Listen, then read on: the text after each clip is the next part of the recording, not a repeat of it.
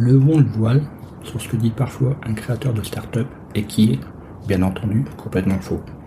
Pour éviter toute remarque malvenue, je précise que ces mensonges sont donnés par Guy Kawasaki, fort de son expérience de capital risqueur dans son livre « La réalité de l'entrepreneuriat ». Marketing, études de marché, référencement, podcast, réseaux sociaux, monétisation. Le monde de l'entreprise n'est pas un long fleuve tranquille. Alors chaque jour, les clés du business vous permettent d'y voir plus clair avec des conseils et des astuces. Pour éviter toute remarque malvenue, je précise que ces mensonges sont donnés par Guy Kawasaki, fort de son expérience de capital risqueur dans son livre « La réalité de l'entrepreneuriat ». Ainsi, l'ex-manque d'Apple indique que tous les entrepreneurs qui pitchent devant lui se servent au moins de 4 de ces mensonges. Premièrement, nos projections sont basses. Si les projections étaient vraiment basses, elles seraient à 0. On sait très bien que le créateur d'une start-up essaye de coller du mieux possible à la réalité du marché. Il veut conquérir justement des investisseurs qui connaissent le métier. Les mensonges.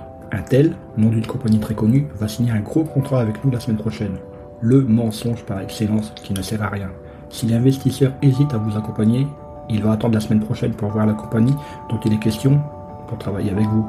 Et quand il se rendra compte que cela ne se réalise pas, vous allez perdre toute crédibilité. Troisième point. Dès que nous aurons un financement, des employés clés vont nous rejoindre. Le capital risqueur va se renseigner sur ce que vous allez lui dire. Et donc si ce n'est pas vrai, cela va jouer en votre défaveur. Si vous envisagez de recruter un dirigeant d'une société concurrente, demandez-lui de contacter votre éventuel investisseur, ce qui aura un impact plus que positif. Quatrième point, personne ne fait ce que nous proposons. Vous pensez avoir l'idée du siècle? Si c'est vrai, d'autres doivent déjà avoir les mêmes. Peu de sociétés peuvent se prétendre en monopole sur leur marché. Si votre produit ou votre service a vraiment du potentiel, d'autres devraient déjà y travailler. Personne ne peut faire ce que nous faisons. Mensonges qui rend les créateurs arrogants, ce qui est un défaut, ce que les investisseurs ne supportent pas. Sixième point, il va falloir vous décider rapidement car d'autres investisseurs sont intéressés. Il y a d'autres personnes qui veulent investir chez vous? Tant mieux pour vous, car si l'investisseur hésite, cette phrase le fera prendre la décision de ne pas vous accompagner. Vous bénéficierez d'autres soutiens, donc ce n'est pas grave. Si? Machin truc est un gros stupide lent pour être une menace. Vouloir concurrencer dès son lancement une grosse société reconnue démontre votre naïveté et votre stupidité, 2 éléments que ne recherche pas un investisseur. Huitième point, nous avons une équipe qui a fait ses preuves. Ah bon? Qui l'a dit? Vous avez peut-être des personnes qui ont réussi ailleurs, mais entre travailler dans une société bien établie et participer à la création d'une start-up, le travail est complètement différent. Les brevets nous protègent. C'est une phrase qu'on entend souvent. Le mensonge le plus proche de la vérité. En effet, les brevets vous protègent. Mais si vous devez faire valoir vos droits face à une multinationale, avez-vous les reins assez solides pour cela? Il vous faut du temps et de l'argent, 2 choses que vous n'avez pas, sinon vous ne serez pas face à un investisseur. Dernier mensonge que révèle Guy Kawasaki, nous avons seulement besoin d'atteindre 1% d'un marché de X milliards de dollars. Le mensonge 2 en 1.